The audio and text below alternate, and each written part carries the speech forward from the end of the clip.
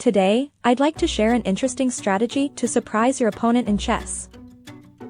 Typically, opponents expect you to aim for checkmate, but will take a different approach by targeting their queen. This tactic provides a significant material advantage that can lead to a win later in the game. Let's start with trap number 1, where you play as white. Begin with the move knight to f3.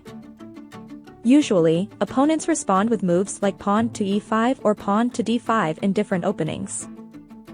However, in this case, capturing on e5 is not possible because you'll capture the pawn.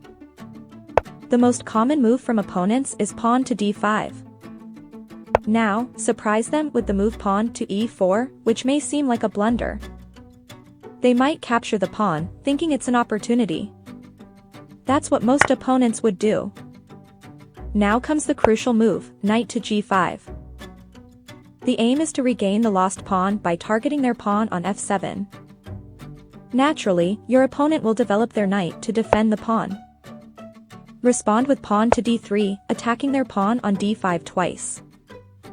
Your opponent may be happy to trade pawns, thinking they have an extra pawn advantage. However, what they may find annoying is your knight on g5, which exerts pressure on their position, especially when combined with your bishop. To relieve the pressure, the top move for black in this position is often pawn to h6. Now, surprise them with the explosive move knight takes f7. This move instantly wins the game within a few moves. The knight not only forks the queen and the rook, but also forces black to capture it. This leads to a discovered attack with bishop to g6, checking the king while simultaneously winning the queen on the next move. This grants you a significant material advantage, setting you up for victory. This trap has been successful even against higher-rated opponents, making it a valuable tactic to employ. If you have any questions about alternate moves from black, I have a more detailed video analysis linked in the description below. Feel free to check it out. Now let's move on to fooling your opponent as black. Your opponent starts with the most popular move, pawn to e4. You respond with knight to c6, knight to f3, and bishop to c4.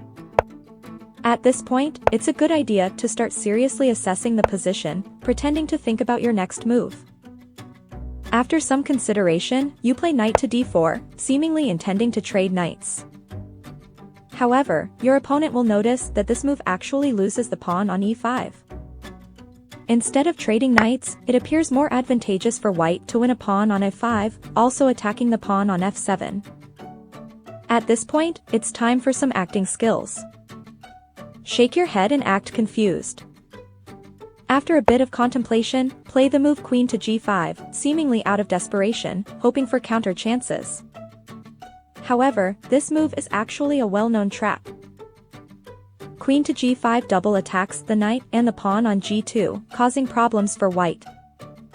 White is already in a difficult position and will likely lose the knight on f3. Despite losing a pawn, you gain a significant advantage. White may still be optimistic since capturing the pawn on f7 hits the queen and the rook, seemingly winning the pawn. However, you capture the pawn on g2, threatening queen to h1, which almost leads to checkmate, as your knight restricts their king's movement. At this point, you are clearly winning. If white plays rook to f1, for example, you respond with queen. Continuing from the previous moves, let's say you play queen to e4, delivering a check to the opponent's king. At this point, your opponent may realize that they are destined to lose because they have to give up their queen. If they play queen to e2, allowing you to capture their queen, it results in a decisive material advantage for you. However, if they play bishop to e2 instead, it leads to a humorous checkmate known as smothered mate, with knight to f3. Taking advantage of the pinned bishop and delivering checkmate in a clever manner. We'll see you next. Take care, peace.